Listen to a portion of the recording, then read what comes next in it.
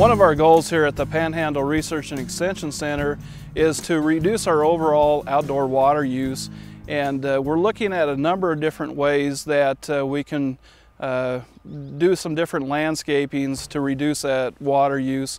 And we'll go through a few of the different things that we've set up out here today and talk about them. But right now we'll start here. This is what we call our wood lot.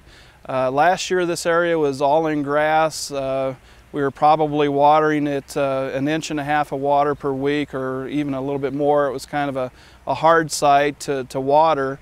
And we decided that this really, the turf use in this area really wasn't needed, so we just went into a number of different trees and plants, shrub species that fit into our arboretum theme. We put in this year, we put in 9 different shrubs and 2 different tree species in addition to what was already established here.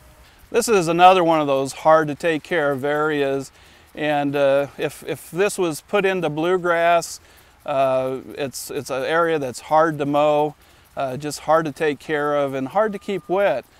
So the thought here was that we'd go in with some native flowers and some of the native grasses, and once this is established, it won't require any mowing. It's got a fairly steep slope to it as we get off the bank here.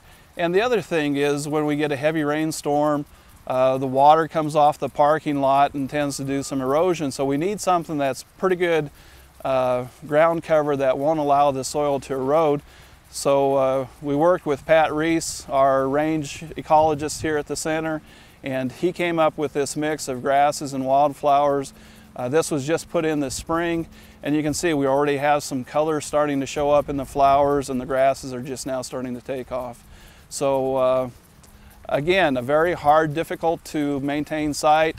Doesn't need to be in the traditional bluegrass. We can go in with some other things. Once this is established with our normal rainfall, doesn't need any additional water. This is one of the areas that was in turf grass previously, and one of the hard to maintain sites out here because it's a small area next to roads. The water distribution here was not very good, so we always had dry spots. And this was one of the first projects that we took on.